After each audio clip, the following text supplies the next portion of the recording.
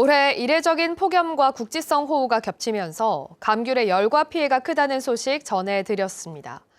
감귤뿐만 아니라 하우스에서 키우는 레드향도 직격탄을 맞아서 재배 농민들이 대책 마련을 요구하고 나섰습니다. 이따금 기자가 보도합니다. 280그루의 레드향 나무가 자라고 있는 비닐하우스. 군데군데 껍질이 갈라진 열매가 보이고 과육 사이로 초파리떼가 몰려듭니다. 까맣게 썩은 열매들은 바닥으로 떨어졌습니다. 건조한 날씨로 열매 껍질이 얇아진 상태에서 갑자기 수분이 유입되면서 나타나는 열과 피해. 현선미 씨는 열매 절반이 열과 피해를 입어 수확을 제대로 할 수나 있을지 걱정입니다. 처음에 착과해가지고 끝까지 수확 시기까지 가야 농가 입장에서는 신도 나고 힘도 나고 이렇게 희망이 보일 텐데 어제 멀쩡했던 귤이 오늘 와서 이렇게 터져 있으면은 내 속이 다 터지는 그런 느낌이죠.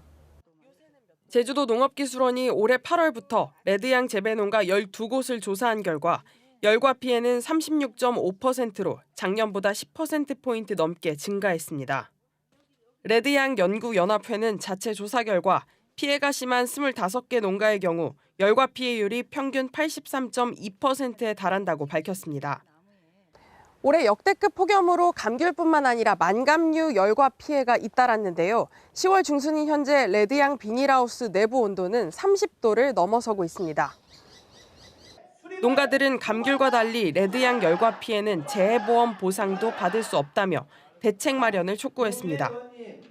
2019년부터 재해보험 대상에 포함됐지만 레드향은 모두 하우스에서 자라고 껍질이 얇은 품종 특성 때문에 열과 피해를 자연재해가 아닌 자연 발생으로 판단하기 때문입니다.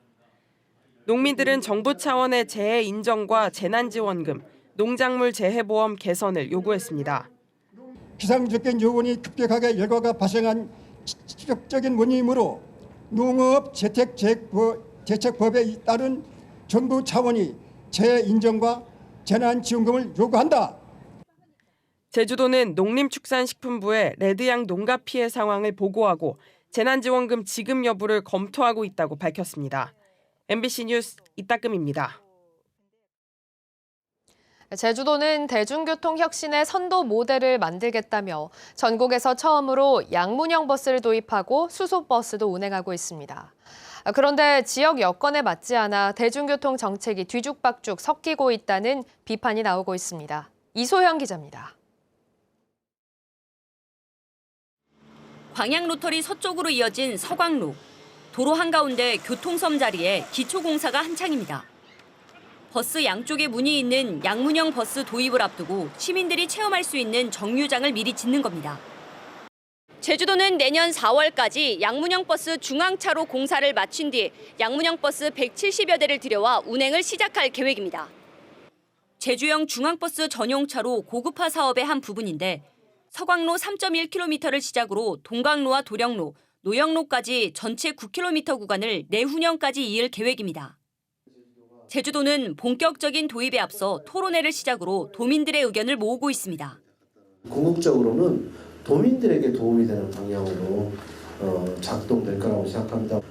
계속해서 도민 시민들의 의견들을 받을 수 있는 그런 소통 구조를 만들었으면 좋겠고. 하지만 시민사회 단체들은 버스 전용차로 설계 용역이 나오기도 전에 정류장을 미리 설치하고 버스도 없이 도민들의 의견을 듣겠다는 건 명분 쌓기 행정이라고 비판했습니다. 또 토론회에서 발제자가 트램 도입을 거명한 데 이어 크기도 지나치게 커 양문형 버스뿐만 아니라 트램을 동시에 운행하려는 계획이라며 의혹도 제기했습니다. 도로를 건들지 않는 형태로 진행을 해보자라고 만들어진 건데 그에 비해서 정류장 공간이 너무 과도하지 않는가, 필요 이상의 비용이 좀 들고 있지 않은가라는 걱정이 있는 거고요. 수소버스 논란도 이어지고 있습니다. 시민사회단체는 한 대에 5억 원이 넘는 수소버스 9대를 들여왔지만 충전시설 부족 등으로 1년 동안 2대는 운행을 못했는데 제주도가 추가로 11대를 구입하기로 했다며 지적했습니다. 또 수소버스가 놀게 되자 읍면을 오가는 공영버스는 줄이면서 수소버스 노선을 새로 만드는 등 대중교통 정책이 뒤죽박죽 엉망이 되고 있다며 비판했습니다. MBC 뉴스 이소연입니다. 중국 어선들의 조업 금지 기간이 지난달에 끝나면서 제주 바다에서 불법 조업을 하는 중국 어선들이 늘고 있습니다. 특히 내일부터는 싹쓸이 조업으로 알려진 저인망 어선들도 조업이 가능해지는데 해경이 특별 단속에 나섰습니다. 김항섭 기자입니다. 출항 준비를 마친 해경 함정이 푸른 바다를 가르며 항해를 시작합니다. 출항 2시간 만에 우리 수역에서 조업을 하던 중국 어선 12척이 해경 레이더에 포착됩니다. 검문 검색에 나서는 해경 특수기동 대원들이 안전모와 삼각봉 등의 장비를 갖추고 고속 단정에 탑승합니다. 고속 단정은 높은 파도를 가르며 중국 어선 근처로 다가가 정선 명령을 내립니다.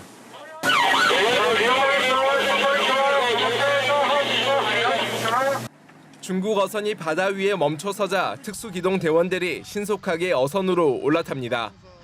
대원들은 먼저 조타실을 장악하고 어업 허가증과 승선원 명부를 비롯해 규정에 맞는 그물을 사용했는지 등을 확인합니다.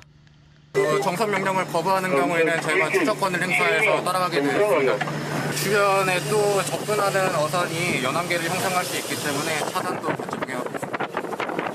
별다른 위법 사항은 발견되지 않았지만 언제 발생할지 모를 우발적인 상황 때문에 검문 검색 내내 팽팽한 긴장감이 흘렀습니다. AIS 설치 및 상시 작동 여부, 그리고 서류상 표기된 국제 총톤수와 실제 선박과의 차이를 중점적으로 확인하고 있습니다. 지난 2021년부터 지난해까지 3년 동안 제주 해역에서 불법 조업을 하다 납포된 중국 어선은 모두 42척으로 이 가운데 절반가량인 20척이 9월에서 11월 사이 적발됐습니다. 제주에서는 중국 어선들의 저항이 주춤하지만 올해 초 서해에서는 중국 선원들이 갈고리와 쇠파이프를 휘두르며 격렬히 저항해 단속 해경 대원이 다치기도 했습니다. 해경은 첨단 장비를 활용해 해상 경계를 강화할 방침인 가운데 내일부터는 저인망 어선들의 조업도 시작돼 제주 해역의 긴장감이 커지고 있습니다. MBC 뉴스 김항섭입니다.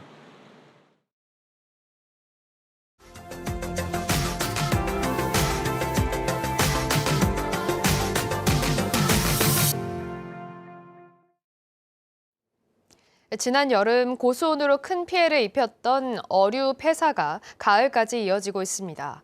올해 유난히 높았던 수온에 물고기들이 치명상을 입고 서서히 죽는 건데요.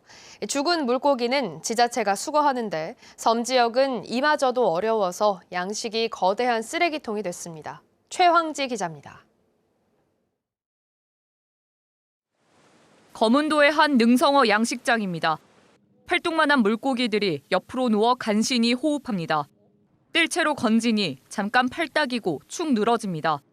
70%는 여름철 고수온으로 다 죽고 남은 물고기마저 폐사가 진행 중입니다. 금년 12월 달에부터 판매를 하게 되면 내년 5월 달에 판매가 되거든요. 그럴 고기가 지금 전부 폐사가 났어요. 고수온 피해가 가을까지 이어지고 있습니다.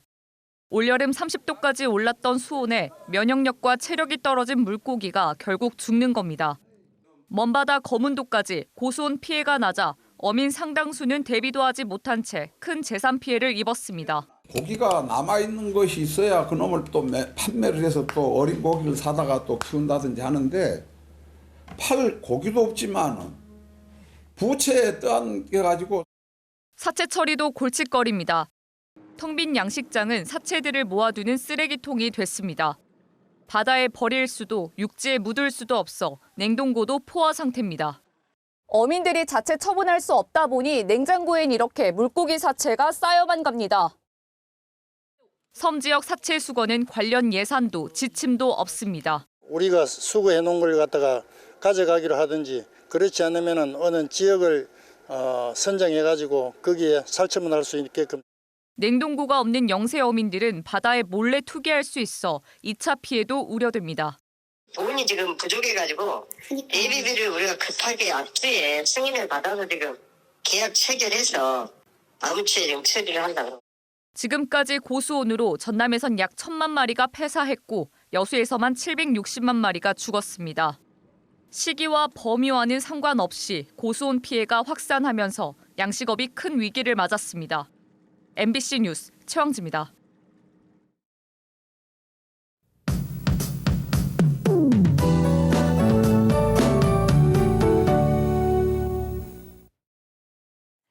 오늘도 촉촉한 가을비가 내리겠습니다. 늦은 오후까지 비가 가끔 내리겠는데요. 비구름대의 폭이 좁아서 소강 상태를 보이는 곳이 있겠고 내렸다 그치기를 반복하겠습니다.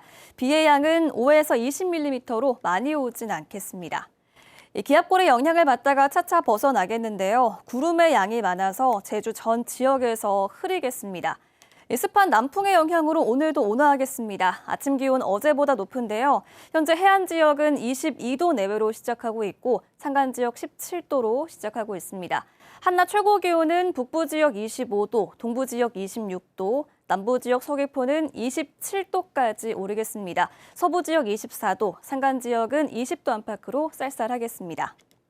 도서 지역도 흐리고 비가 가끔 내리겠는데요. 오늘 제주 앞바다의 물결은 잔잔하게 일겠고 남쪽 먼바다를 중심으로 바람이 강하게 불어서 물결이 2.5m까지 높게 일겠습니다. 항해하거나 조업하는 선박은 유의하시기 바랍니다.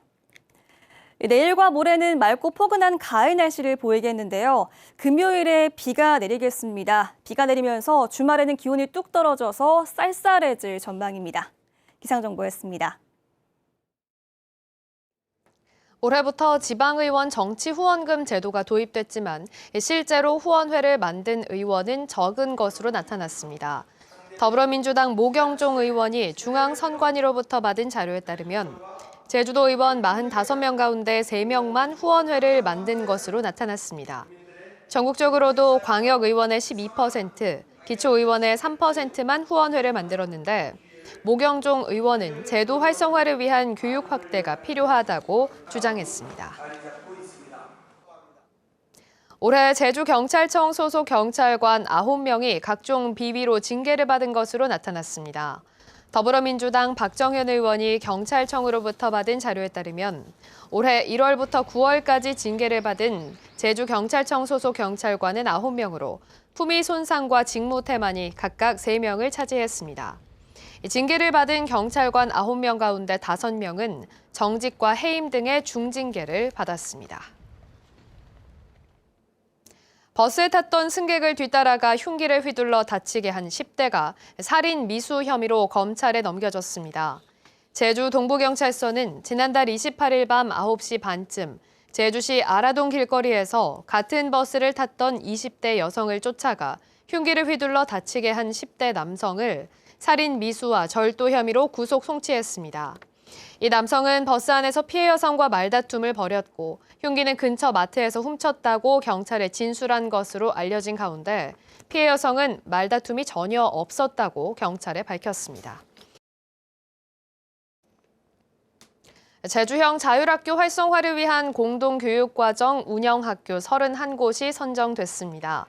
제주도 교육청은 도내외 일반이나 자율학교 간 협력을 통해 특색교육과정 일부를 공동 운영하는 초등학교 15곳과 중학교 14곳, 고등학교 2곳을 선정했습니다.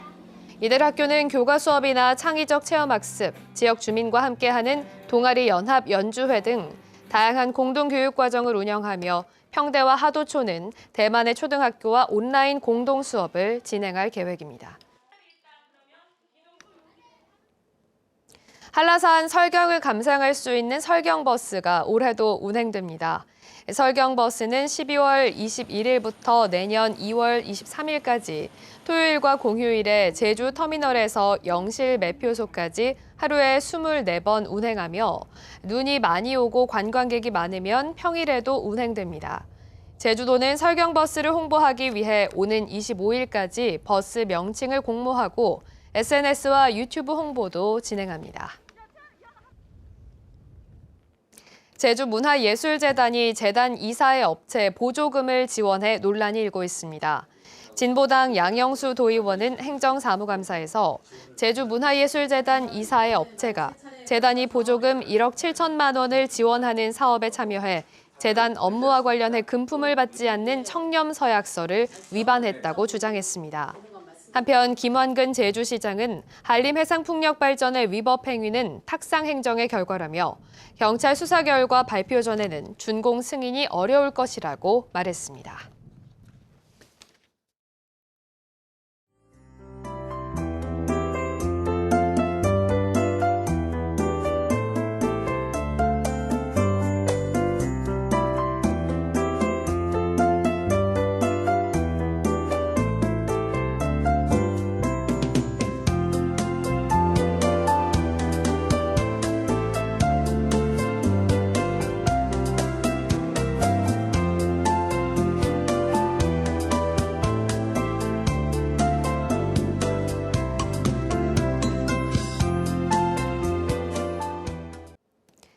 화요일 아침 뉴스투데이 제주를 마치겠습니다. 시청해주신 여러분 고맙습니다.